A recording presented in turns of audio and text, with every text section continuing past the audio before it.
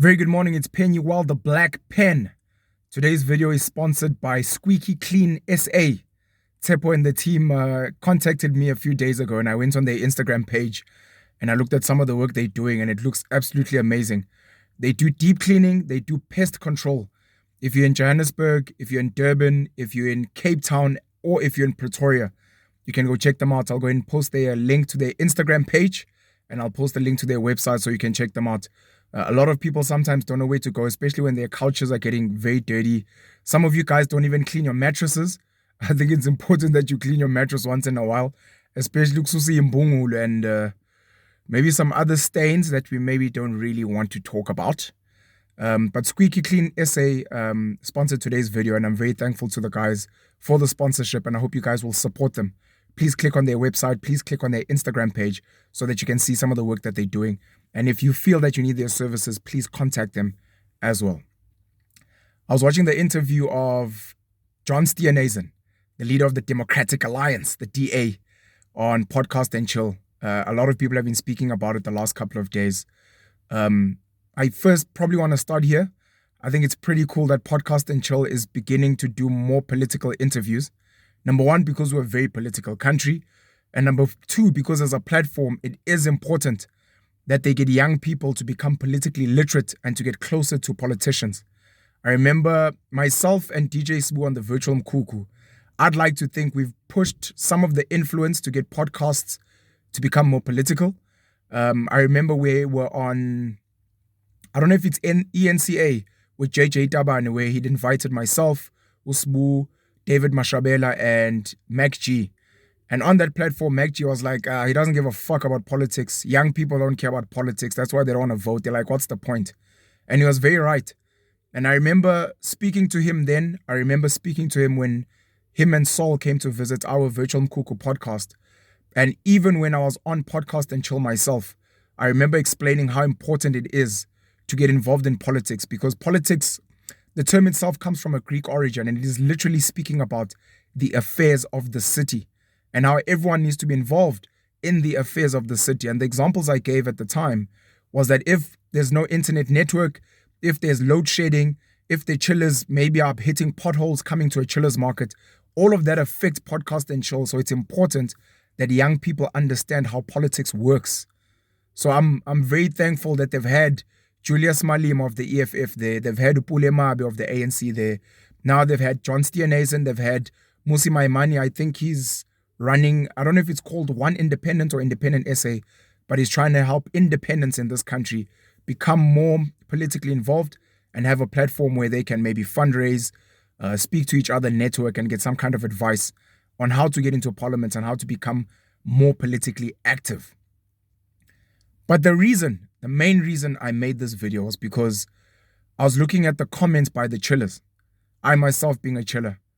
I looked at the comments of the chillers and how many people, number one, which I think is amazing, people that were saying they really enjoyed listening to John Steenhuizen, seemed really chilled, seemed really laid back. He was drinking grandeur, the gin, having a good time, so they got to see a different side of him, which I think is part of the power of podcasts.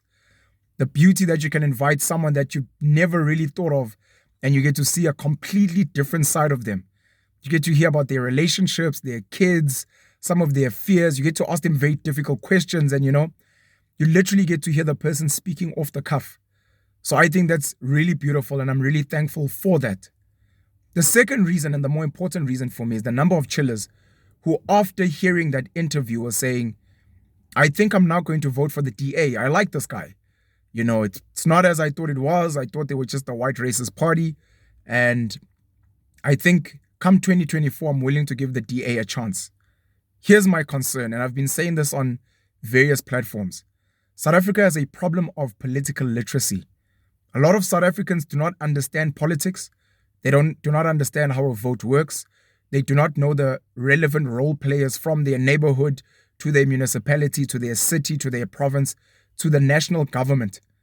And because of that, it becomes so easy for politicians and political parties to campaign and say the things that you want to hear so that you can gain votes.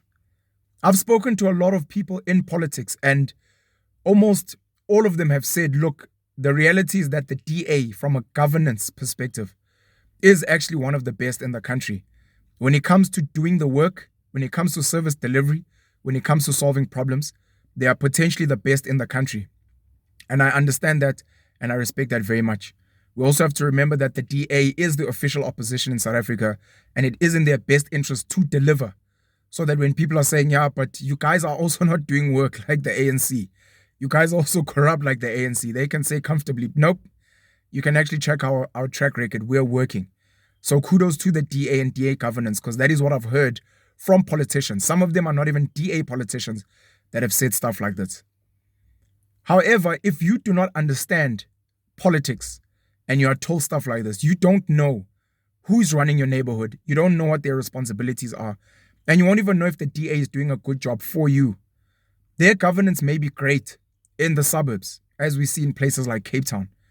But we don't know fundamentally the work that they are doing in the townships and how successful they are in those townships.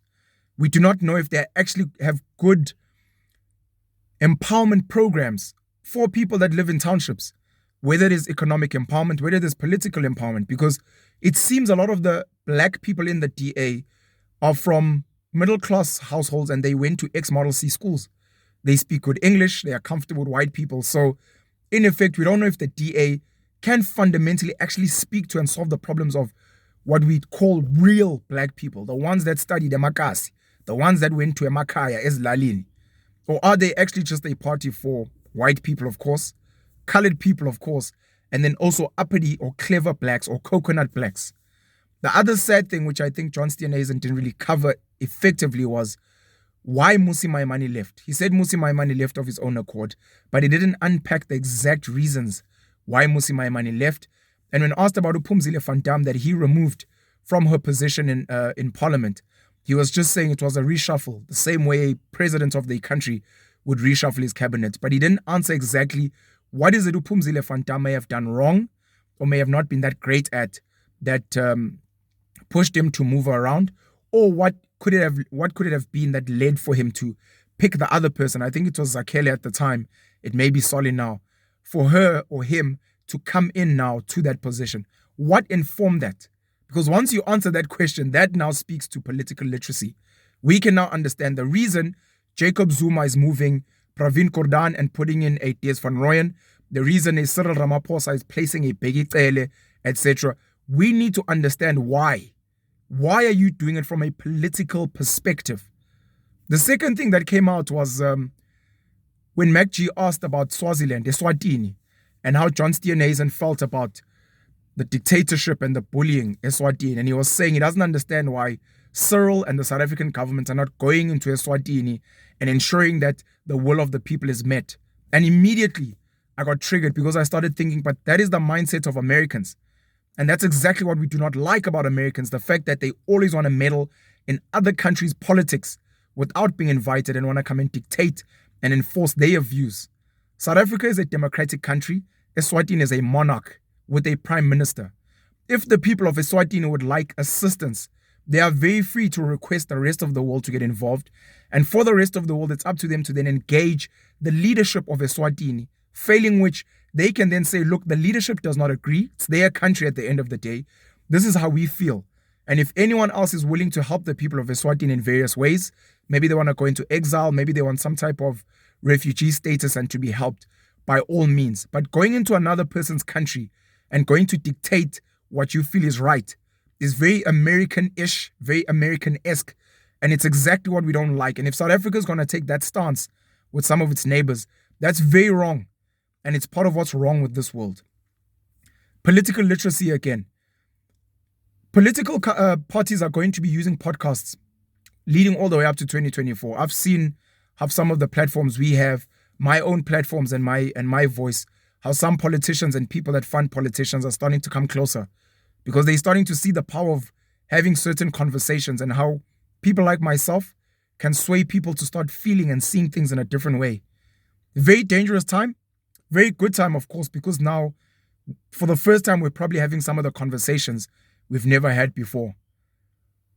But now our political party is going to be paying podcasters, myself, a DJ Spoo, a MacG, a Soul, a Nkululeko, and anyone else that has a podcast platform, David Mashabela, Are they going to be paying podcasts to say we want to come on your podcast because you have a reach and we want you to ask us these type of questions and we'd like to come and have a chance to say our say and maybe influence and sway some voters? My homework for you, because I know political literacy is going to take a long time and it's going to be a difficult process. Where you are, please go and write a list, whether it's on your phone or using a pen and paper. Go write a list of 5 to 10 things that you would like to see changing in your area and in your life. Would you like to get a job? Would you like to get a higher grant? Would you like to see grants scrapped? Would you like to see load shedding ending? Would you like to see the land nationalized? Would you like to see mines nationalized? Would you like to get free Wi-Fi, which is something I'm passionate about? Would you like better policing? Would you like potholes fixed? Write a list of 5 to 10 things that are fundamentally important in your life. And then begin going out there and trying to find the political parties that are able and willing to deliver those things and that can prove to you that they've already tried to come to solve some of those problems. That is how you will find a political party. Not based on campaigning, not even based on their track record wherever they govern, but based on your specific needs from that political party and if they have tried to begin solving those problems. It's Penuel the Black Pen, and this is an important conversation for us to have. Political literacy leading up to 2024. Anyways, please go to Squeaky Clean SA. I'm going to drop the links on the bottom and use them if you need your house deep cleaned and if you have pest problems. Love you guys very much, man. Happy Sunday. Cheers.